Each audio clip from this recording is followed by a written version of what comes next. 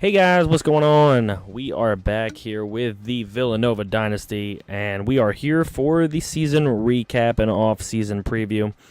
As you can tell from last episode, we did not make a bowl game despite that news story there. After beating Troy, we became bowl eligible at 6-6, 4-4 within the American Conference. However, they decide that is not going to be good enough this season for us to get a bowl bid. Mark Ferrante, just looking at his contract, he is 100% safe. He will not be fired. You can see here from his contract, it does say after the poor 2014 season, the Villanova gossip has you being considered for dismissal. Let's take a look here at the scores and schedules for our season here. All right, so we started with a game against the Pittsburgh Panthers. They finished the year 7-5, so they were better than us, and they beat us by 20 points in that game with Chariot O'Reilly, of course, paving the way for some of their running backs. They gave us a hard time and all we could handle. Louisville was a ranked team. They were a very highly ranked team at the time we took them on. However, they end the season 6-6, so maybe us, with the shocking win earlier in the season, maybe it wasn't quite as shocking as we thought. So they finished with our record as well. Syracuse, another team finishing the season 6-6, and we do beat them by a touchdown. So a lot of middling teams here. Baylor finished at 7-5, but we got beat by them pretty good. We beat USF pretty handedly, and they're definitely going to be getting a bowl game at 7-5, so that's a little bit of a shame for us. We got our butts kicked by Houston on the road, and they're going to definitely be in a bowl game as well. We also got I'm going to go ahead and say it, our asses handed to us by Cincinnati, 66-7. They are a top 25 team. And they will be, of course, going to a pretty major bowl, you'd have to think.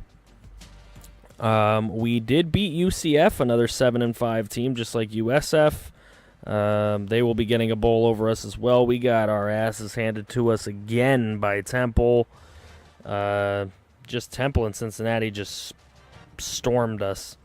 Our combined opponents' record was very good, so we did have a very good strength of schedule, but we did beat the easy team in UConn. We had a bye. We lost to ECU, which would have definitely given us a bowl game. This is the second year in a row ECU beats us at the end of the year. Very disappointing here, that loss to ECU. We should have had that one, and that was the one where Benarchik ended up getting benched for the final game of the year, in which Jackson Bradley came in and beat Troy.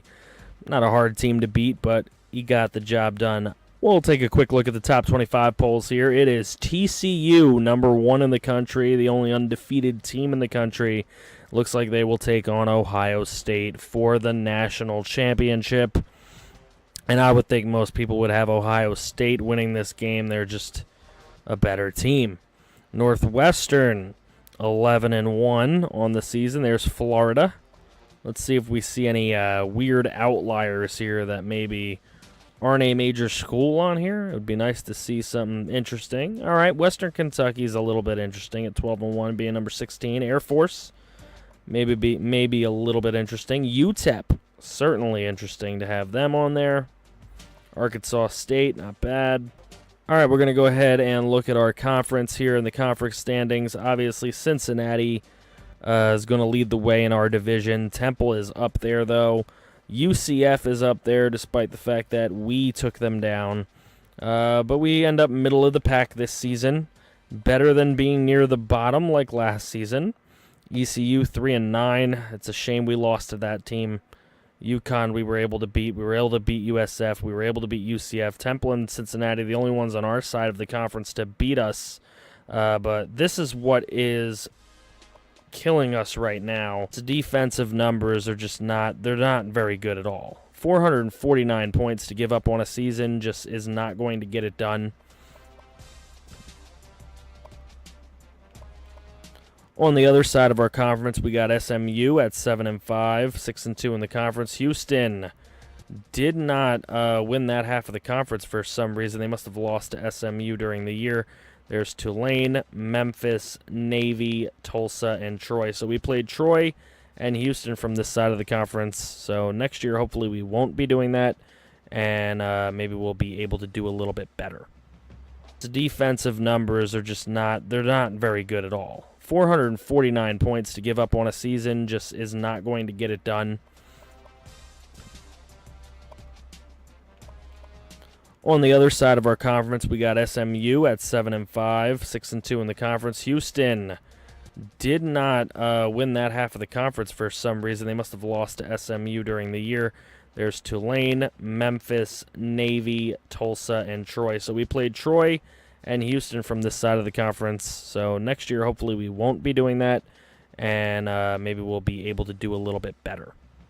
The defensive numbers are just they're not very good at all. 449 points to give up on a season just is not going to get it done.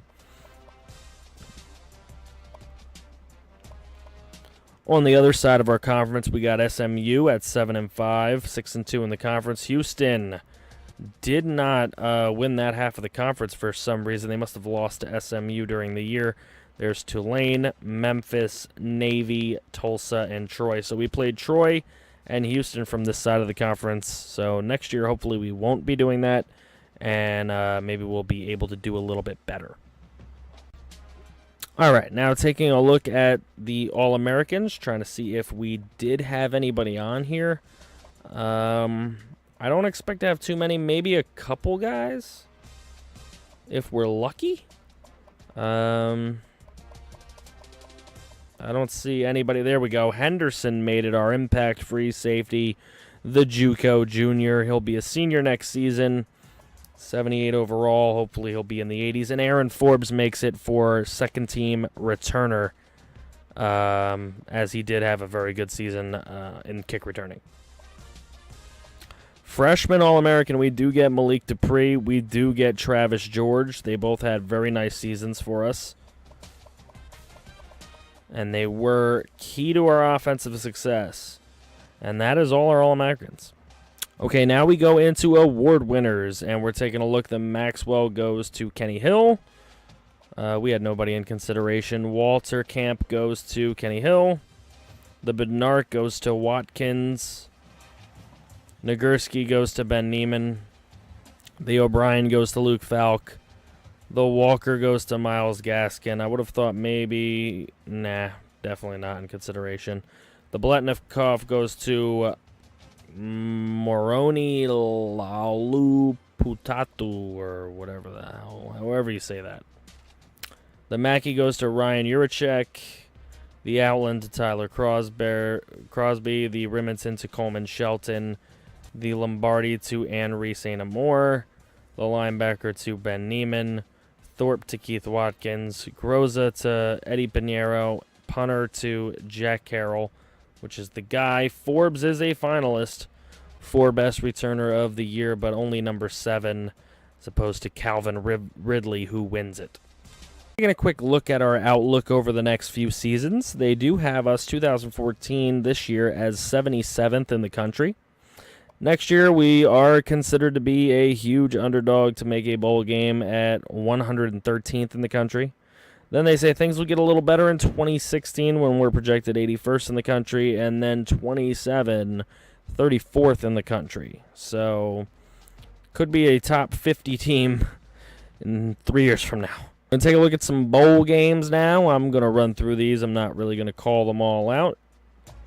You're certainly entitled to pause. I will call out some interesting things if I do see any. Louisville makes it at 6-6 when we beat them. That is strange. That is strange.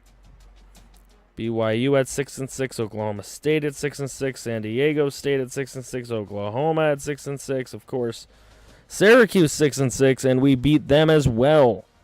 So 2 teams making bowl games at 6-6 that we beat, which is not leaving Coach Mark Ferrante too happy. Let's take a look. The Rose Bowl is UCLA, Northwestern. The Fiesta is Texas, Georgia Tech. The Sugar Bowl is Washington, Tennessee. The Orange Bowl is Florida, Georgia Tech. And obviously, the national title game, Ohio State and TCU.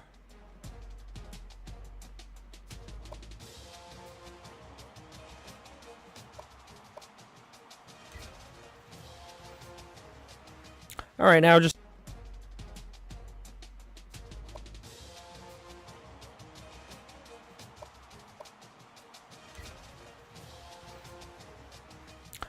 just taking a look at our season stats for our guys. We have Zach Bednarczyk, obviously started most of the year, 1,951 yards, 19 touchdowns, 16 interceptions. Not great there.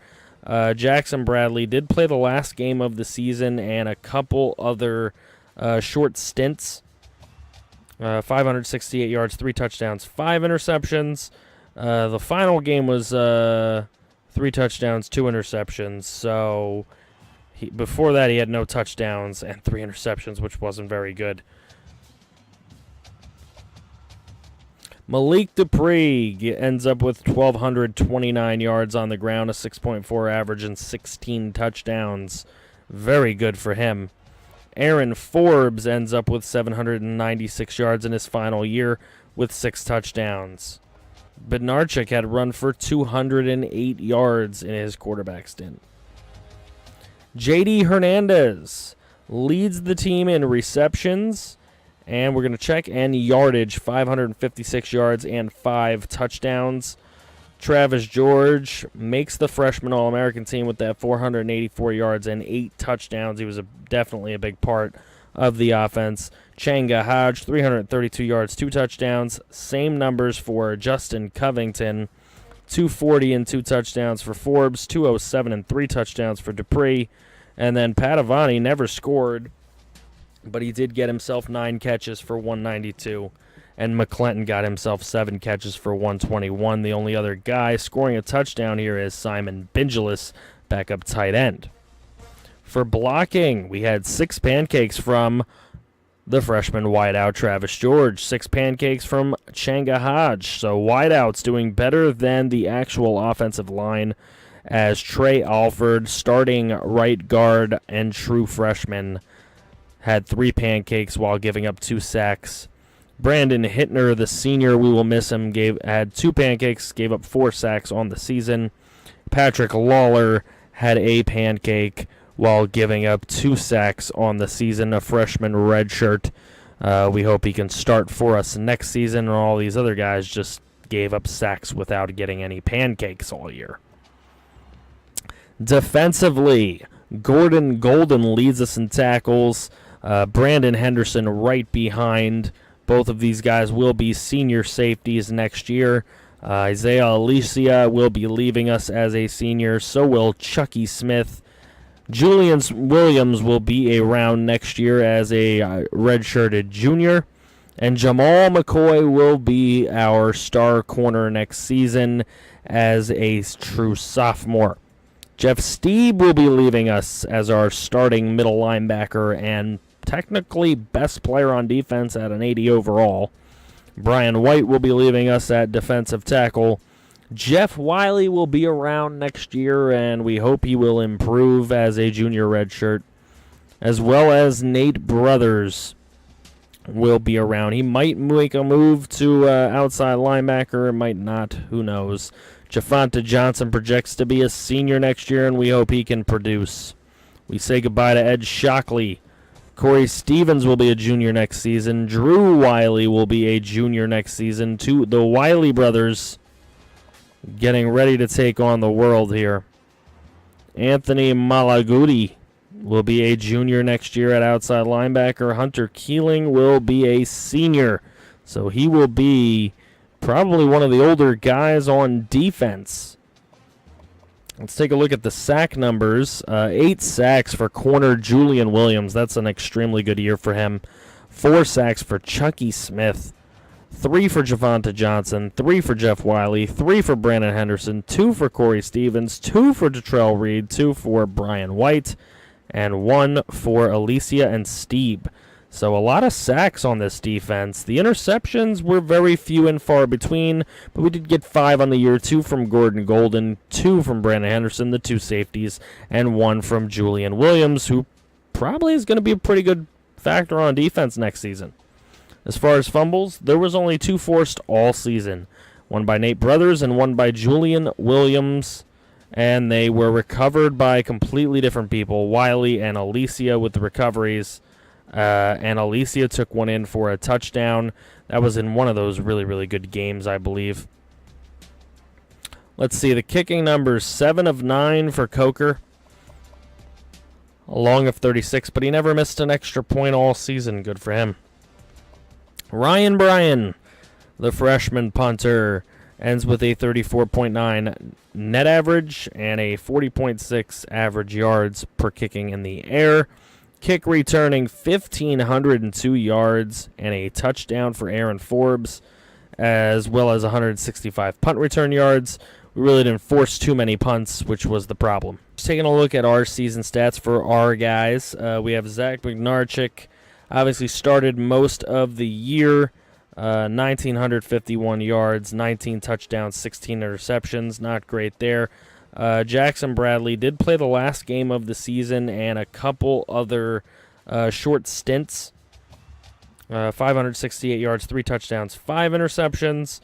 The final game was 3 touchdowns, 2 interceptions. So before that, he had no touchdowns and 3 interceptions, which wasn't very good. Malik Dupree ends up with 1,229 yards on the ground, a 6.4 average, and 16 touchdowns. Very good for him. Aaron Forbes ends up with 796 yards in his final year with 6 touchdowns. Bednarczyk had run for 208 yards in his quarterback stint. J.D. Hernandez leads the team in receptions, and we're going to check and yardage, 556 yards and 5 touchdowns. Travis George makes the freshman All-American team with that 484 yards and 8 touchdowns. He was definitely a big part of the offense. Changa Hodge, 332 yards, 2 touchdowns. Same numbers for Justin Covington, 240 and 2 touchdowns for Forbes, 207 and 3 touchdowns for Dupree. And then Padavani never scored, but he did get himself 9 catches for 192. And McClinton got himself 7 catches for 121. The only other guy scoring a touchdown here is Simon Bingelis, backup tight end. For blocking, we had 6 pancakes from the freshman wideout Travis George, 6 pancakes from Changa Hodge. So wideouts doing better than the actual offensive line, as Trey Alford, starting right guard and true freshman, had 3 pancakes while giving up 2 sacks. Brandon Hittner, the senior, we will miss him, had 2 pancakes, gave up 4 sacks on the season. Patrick Lawler had a pancake while giving up 2 sacks on the season, a freshman redshirt. We hope he can start for us next season, and all these other guys just gave up sacks without getting any pancakes all year. Defensively, Gordon Golden leads us in tackles.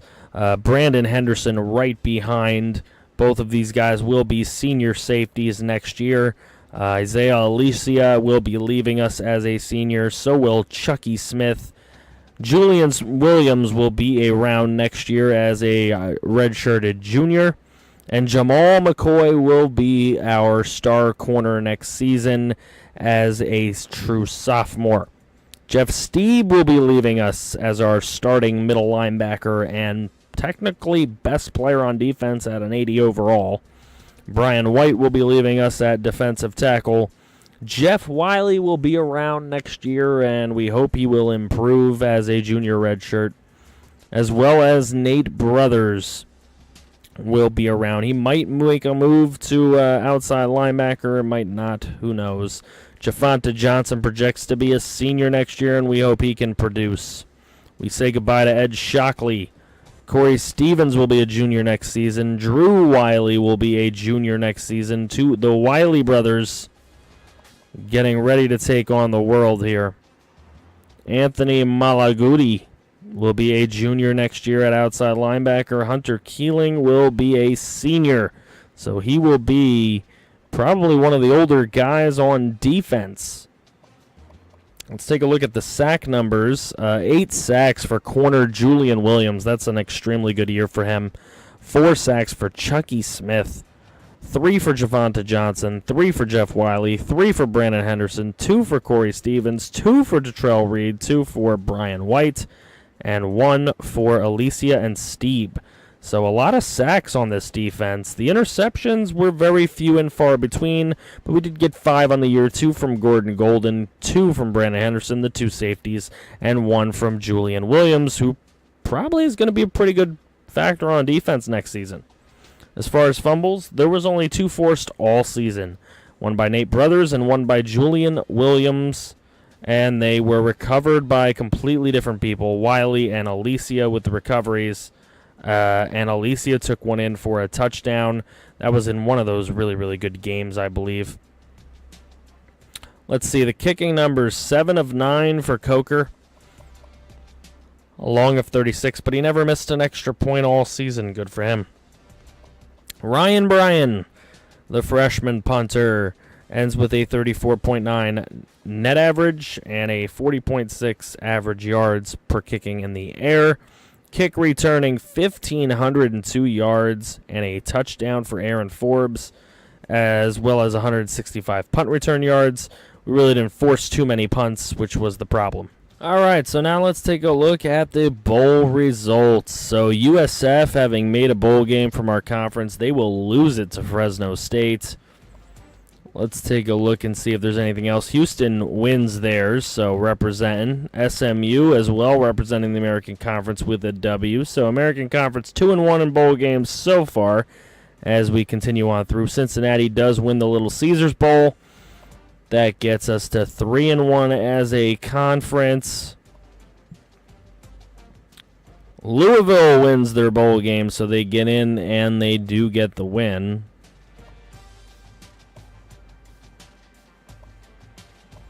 Pittsburgh loses to Notre Dame. Rutgers loses. Syracuse gets blown out by Alabama. That's to be expected. Western Kentucky gets a bowl win. Good for them. Wisconsin loses to Mississippi State in the Outback Bowl. The Rose Bowl goes to Northwestern over UCLA.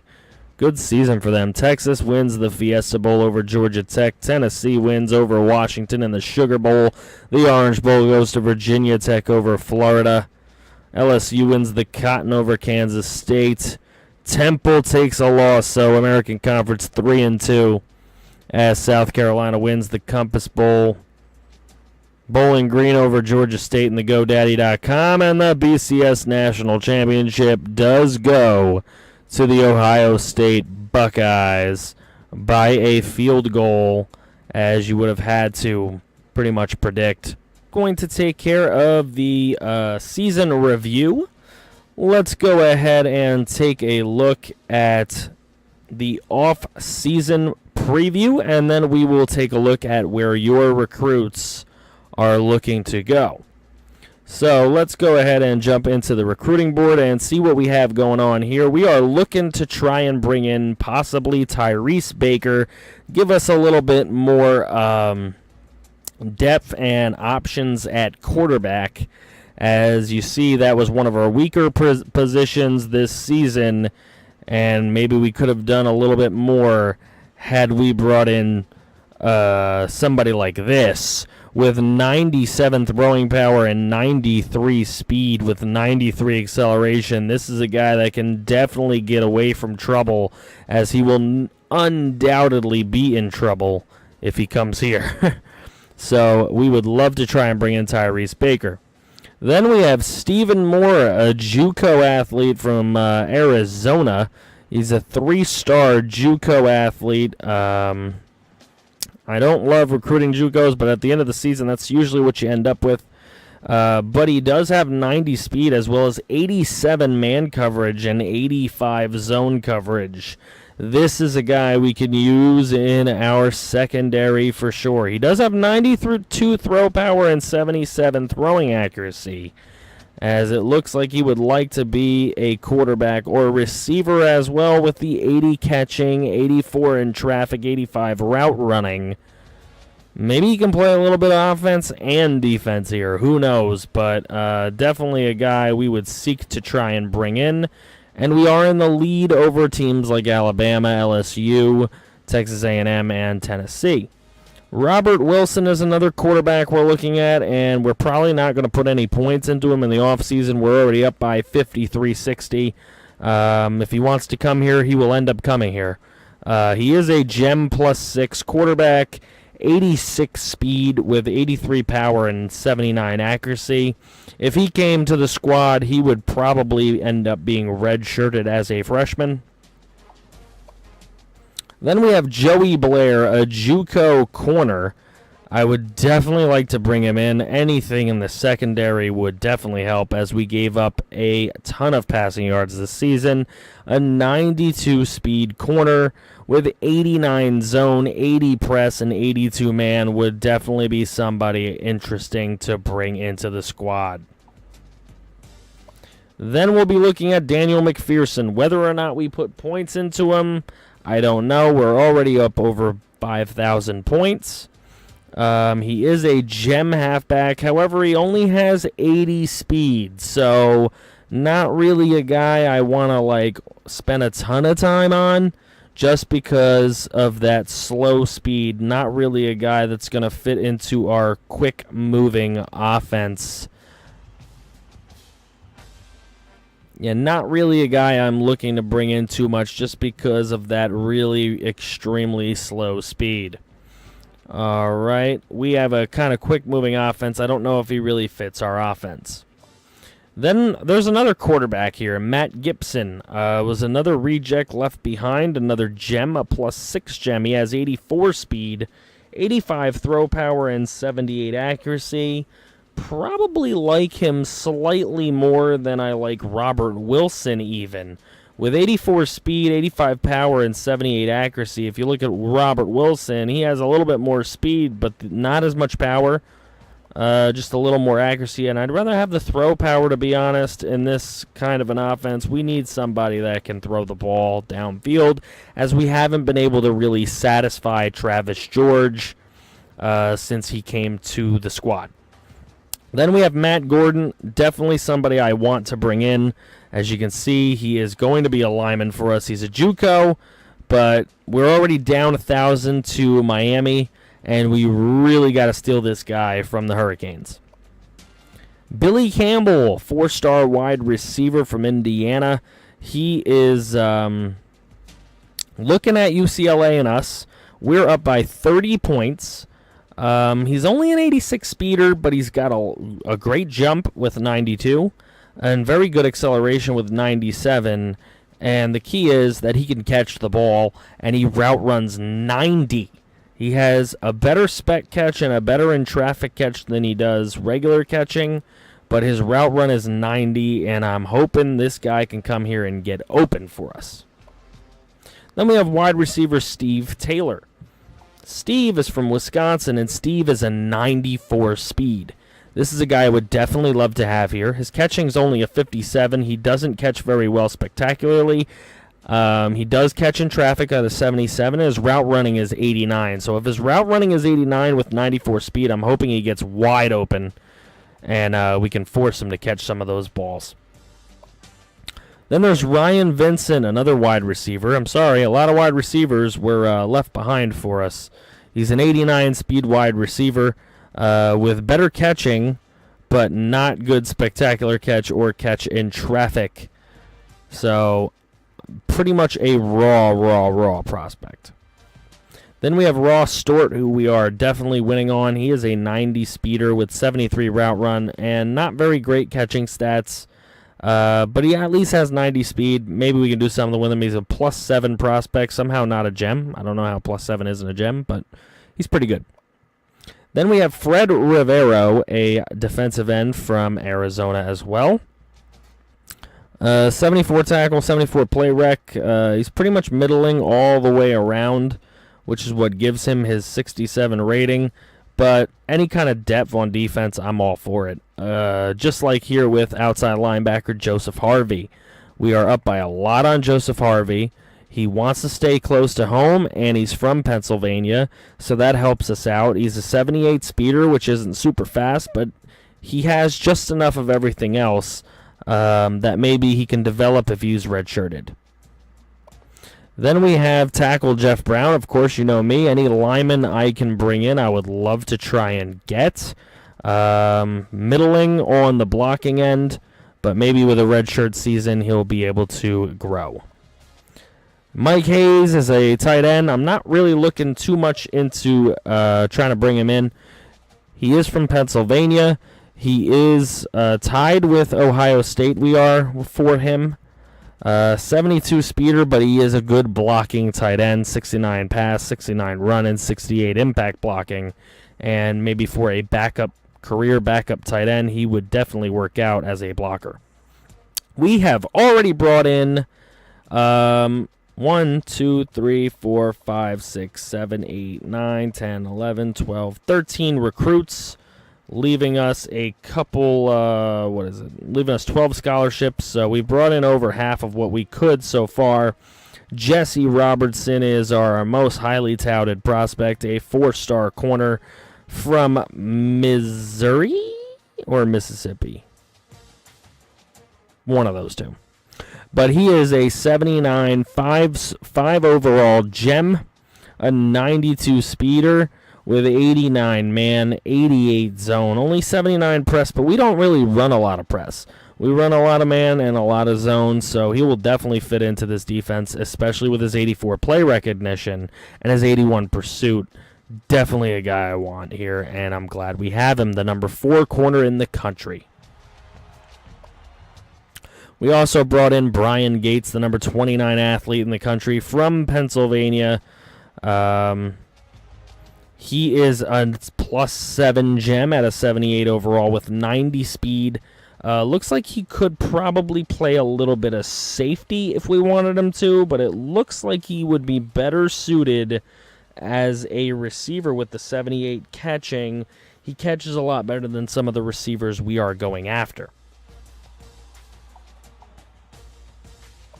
Then we're looking at Corey Washington here that we brought in, number 7 defensive end in the country from Utah, a 4-star end.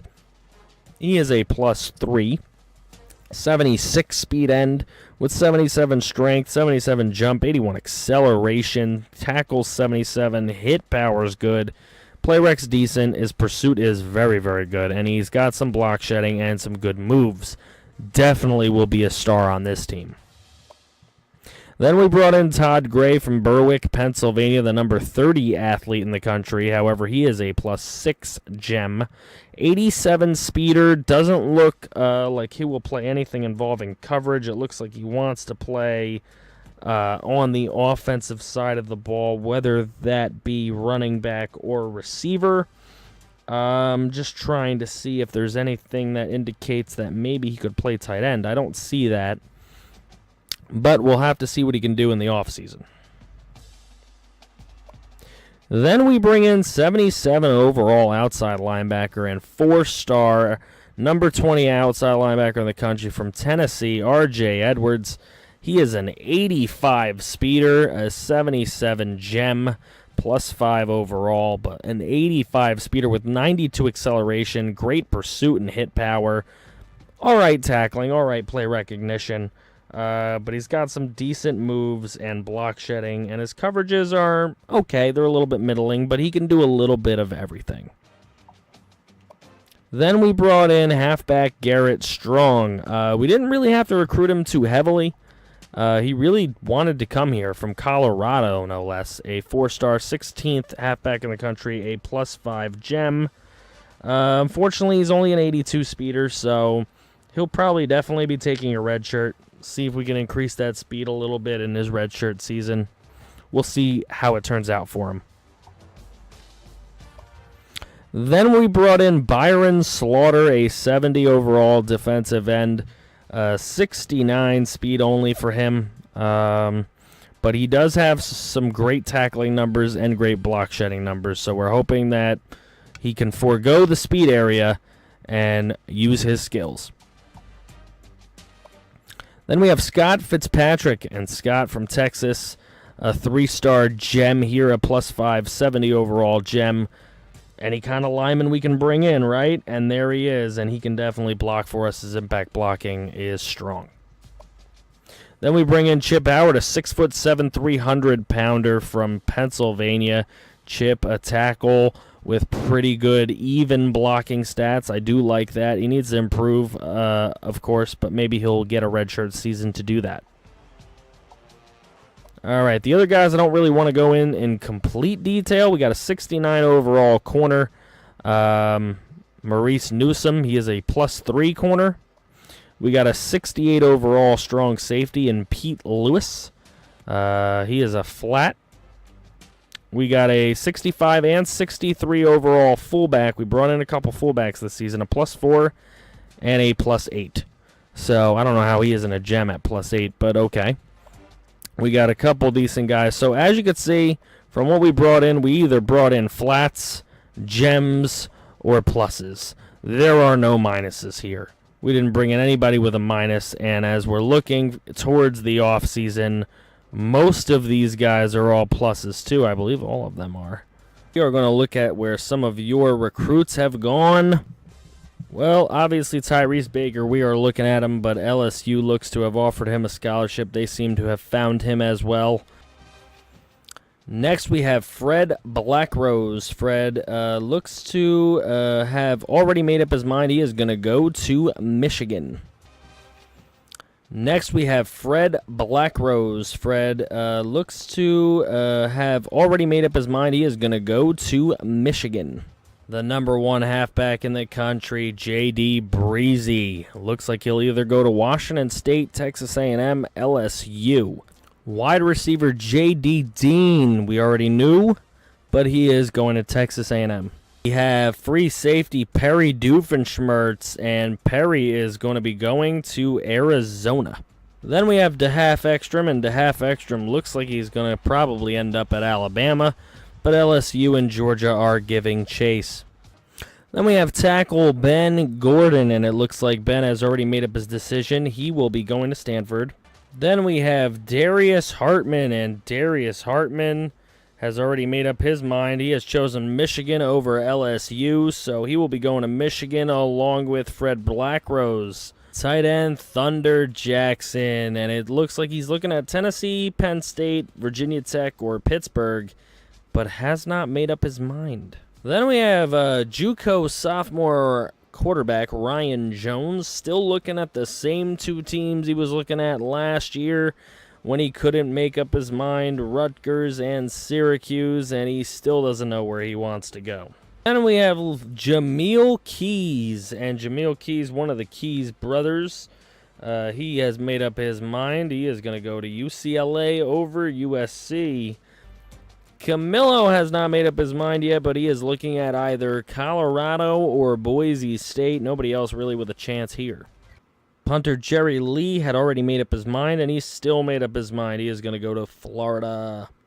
Strong safety Nick Patrick was looking at a couple schools, and he was looking at Western Kentucky, and they were in the lead, but Ohio State came up there and said, nah, we're going to get this fella. Top middle linebacker of the country, Sanchez Sanders, has already chosen where he would like to play, and he is going to go ahead and pick Virginia Tech over the likes of Navy. Really wasn't much of a contest for him. SD Sophia has already chosen Tennessee, and he is sticking with that decision. Middle linebacker Jack Sutton from Pittsburgh, Pennsylvania. Some thought he might go to Pitt, but he chose Penn State over Pitt. And that is going to do it for your created recruits. That is going to do it for this video. I hope you guys are ready for the off-season stream. Please keep in touch on Discord and on my Twitter at FranchiseGuy88 for more information on when the off-season live stream will be. Thank you guys so much for watching. Don't forget to hit the like button on your way out. I appreciate you all very, very much, and I will see you guys on the next video.